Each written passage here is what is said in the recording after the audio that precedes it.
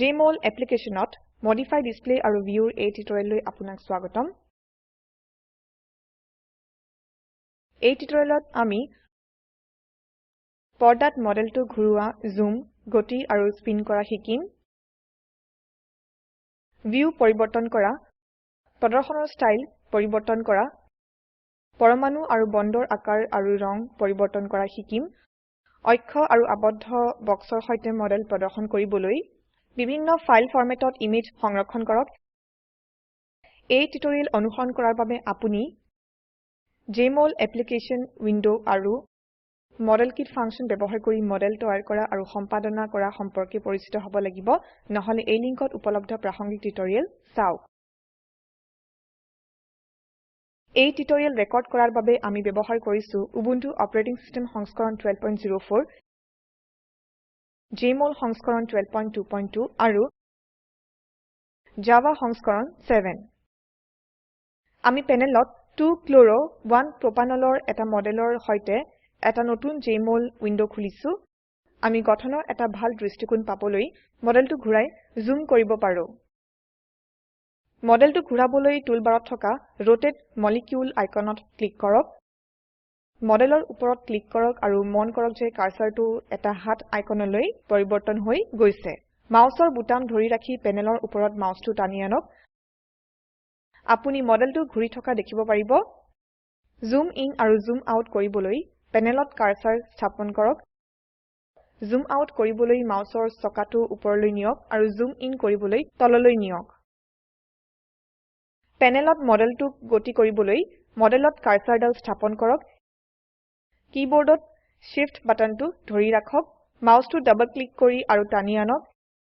এটা বিস্তাৰিত বিৱৰণৰ বাবে পপ-আপ মেনুত দেখুওৱা মাউস ম্যানুৱেল পঢ়ক।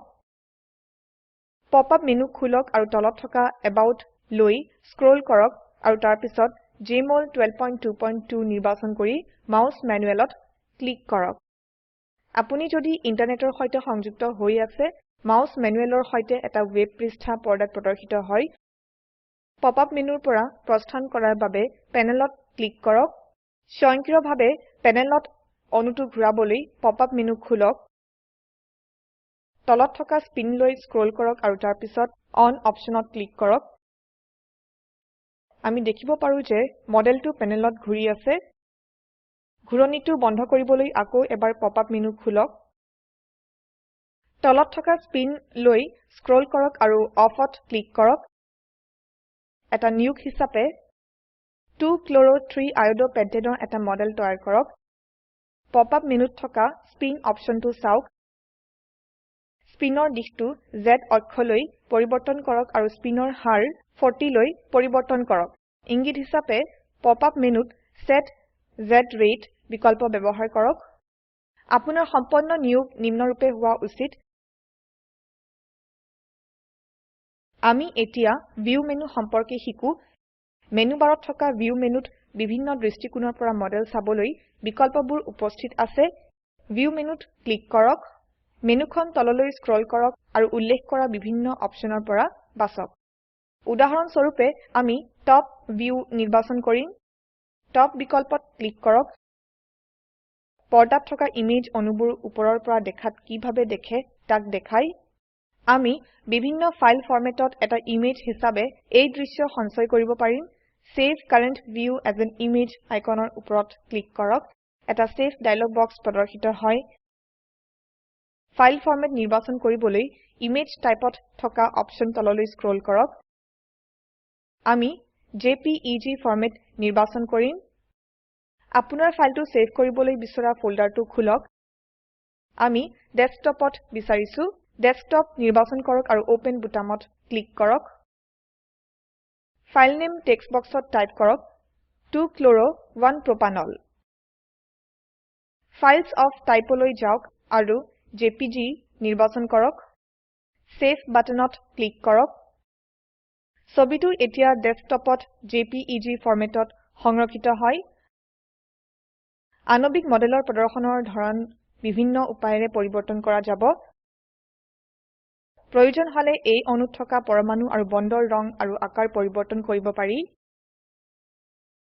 আমাৰ ওচৰত অণুত থকা সকলো পৰমাণু পৰিবৰ্তন কৰাৰ বাবে এটা বিকল্প আছে বা সেট এটা নিৰ্বাচন কৰক পেনেলত থকা মডেলৰ ডিফল্ট ডিসপ্লে হল বল আৰু ষ্টিক চিপিকে স্পেস ফিল ইয়ালৈ প্ৰদৰ্শন পৰিবৰ্তন কৰিবলৈ পপ আপ মেনু খুলক সমস্ত অণুবোৰ সংশোধন কৰিবলৈ সিলেক্টলৈ গৈ আৰু অলত ক্লিক কৰক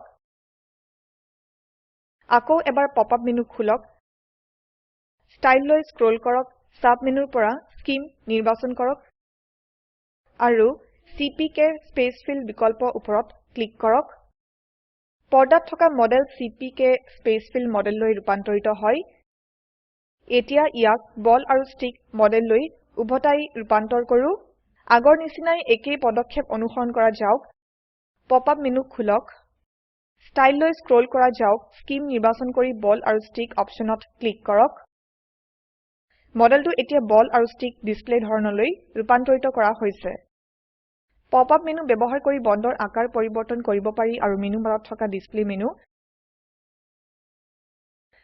মেনুত ক্লিক কৰক আৰু বন্ড নিৰ্বাচন কৰক সাব মেনুত এংষ্ট্ৰম ইউনিটত থকা বণ্ডৰ বিভিন্ন আকাৰ ব্যাস অপশন আছে উদাহৰণ হিচাপে আমি 0.1 এংষ্ট্ৰম নিৰ্বাচন কৰিম আৰু ইয়াত ক্লিক কৰক বণ্ডৰ ঘনত্ব পৰিবৰ্তন হোৱা মন কৰক আমি পৰমাণু আৰু বণ্ডৰ ৰং পৰিবৰ্তন কৰিবলৈও পাৰিম আমি মডেলত থকা সকলো কাৰ্বন পৰমাণুৰ ৰং হালধীয়ালৈ পৰিবৰ্তন কৰিবলৈ বিচাৰো এই কামৰ বাবে পপ আপ মেনু খুলক আৰু সিলেক্টলৈ যাওক এলিমেন্টলৈ স্ক্ৰোল কৰক আৰু কাৰ্বনত ক্লিক কৰক আকৌ এবাৰ পপ আপ মেনু খুলক আৰু কালাৰ নিৰ্বাচন কৰক তাৰ পিছত এটমছ নিৰ্বাচন কৰক আৰু ইয়েলো অপশনত ক্লিক কৰক মডেলত থকা সকলো কাৰ্বন এতিয়া হালধীয়া ৰঙিনত প্ৰদৰ্শিত হয় বণ্ডৰ ৰং পৰিবৰ্তন কৰা চাও পপ আপ মেনু খুলক আৰু অল নিৰ্বাচন কৰক আকৌ এবাৰ পপ আপ মেনু খুলক কালাৰ লৈ স্ক্ৰোল কৰক সাব মেনুৰ পৰা বণ্ডছ নিৰ্বাচন কৰক তললৈ স্ক্ৰোল কৰক আৰু ব্লু বিকল্পৰ ওপৰত ক্লিক কৰক সমস্ত বণ্ড এতিয়া নীলা ৰঙত আছে আমি সীমান্ত বক্সত X, Y আৰু Z অক্ষৰ সৈতে ছবিটো প্ৰদৰ্শন কৰিব পাৰো পপ আপ মেনু খুলক ষ্টাইল নিৰ্বাচন কৰক আৰু তলত থকা এক্সেছ বিকল্পলৈ স্ক্ৰোল কৰক সাব মেনুৰ পৰা পিক্সেল উইডথ নিৰ্বাচন কৰক আমি পিক্সেল প্ৰস্থ হিচাপে 3px নিৰ্বাচন কৰিম আমাৰ ওচৰত এতিয়া সকলো অক্ষৰ সৈতে পৰ্দাত মডেল আছে ইমেজৰ কাষত এটা আবদ্ধ বাকচ আঁকিবলৈ পপ আপ মেনু খুলক ষ্টাইল লৈ স্ক্ৰোল কৰক আৰু অপশনৰ পৰা বাউণ্ড বক্স নিৰ্বাচন কৰক পিক্সেল উইডথ নিৰ্বাচন কৰক আৰু পিক্সেল প্ৰস্থ 3pxত ক্লিক কৰক পৰ্দাত আমাৰ ওচৰত অক্ষৰ সৈতে বাউণ্ড বক্সত 2chloro1 প্ৰপানল মডেল আছে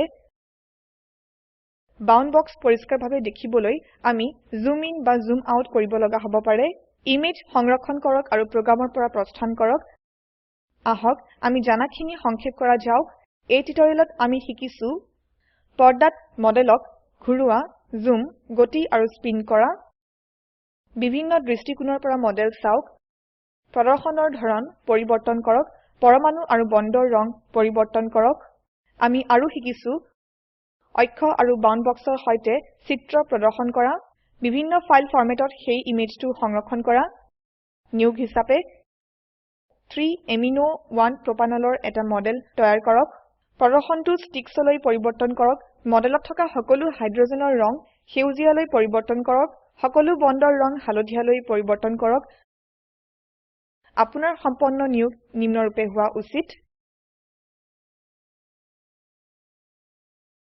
স্পোকেন টিউটৰিয়েল প্ৰকল্পৰ সম্পৰ্কে অধিক জানিবলৈ এই লিংকত উপলব্ধ ভিডিঅটো চাওক স্পোকেন টিউটৰিয়েল প্ৰকল্পৰ সাৰাংশ ইয়াতে আছে যদি আপোনাৰ বেণ্ডৱিডথ ভাল নহয় তেনেহলে ইয়াক ডাউনলোড কৰিও চাব পাৰে স্পোকেন টিউটৰিয়েল প্ৰকল্পৰ দলটিয়ে স্পোকেন টিউটৰিয়েল সহায়েৰে কৰ্মশালা আদি অনুষ্ঠিত কৰে এটা অনলাইন পৰীক্ষাত উত্তীৰ্ণ হোৱা সকলক প্ৰমাণ পত্ৰ প্ৰদান কৰে অধিক জানিবৰ বাবে অনুগ্ৰহ কৰি contact@spoken-tutorial.org এই ঠিকনাত লিখক spoken tutorial project talk to a teacher প্ৰজেক্টৰ এটা অংগ ই ভাৰত চৰকাৰৰ MHRDৰ ICTৰ মাধ্যমেৰে ৰাষ্ট্ৰীয় শিক্ষা মিছনৰ দ্বাৰা সমৰ্থিত হয় এই মিশন সম্পৰ্কত অধিক তথ্য spoken-tutorial.org/nmeict-intro এই ওয়েবসাইটত পোৱা যাব।